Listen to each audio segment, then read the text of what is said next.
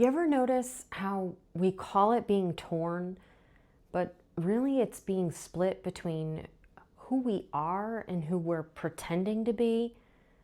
We say we're confused, that we just need time, but most of the time, confusion isn't the lack of an answer.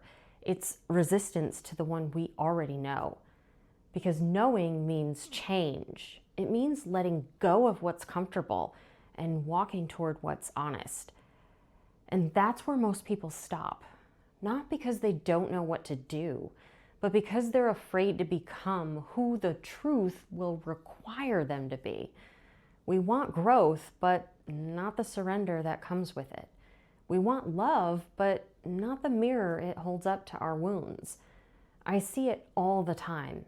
People chasing what feels good in the moment while quietly hoping something deeper will come along to save them. But no one can fill what you haven't faced within yourself. No partner, no title, no validation. You can meet someone amazing and get the attention, the affection, the consistency you thought you wanted and still feel empty. Because if your worth depends on who's choosing you, you'll end up right back here, questioning, comparing, and craving. We call it love, but half the time it's self-abandonment dressed up in romance. We call it connection, but it's often the temporary relief of being seen for a moment while avoiding seeing ourselves. We entertain people we already know aren't aligned because the silence between texts feels louder than the truth we don't want to face. We settle for attention when what we really want is peace.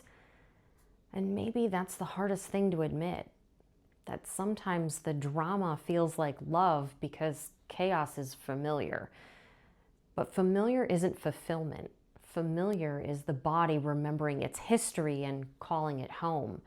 But healing is building a new home inside yourself, one where peace isn't foreign, where calm doesn't feel like boredom, where you don't need to prove your worth to be worthy of staying.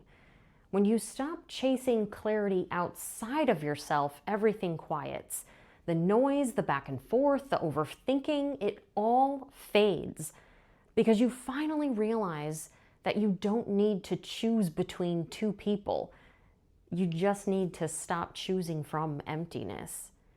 If you're stuck between two paths, two people, two versions of yourself, pause.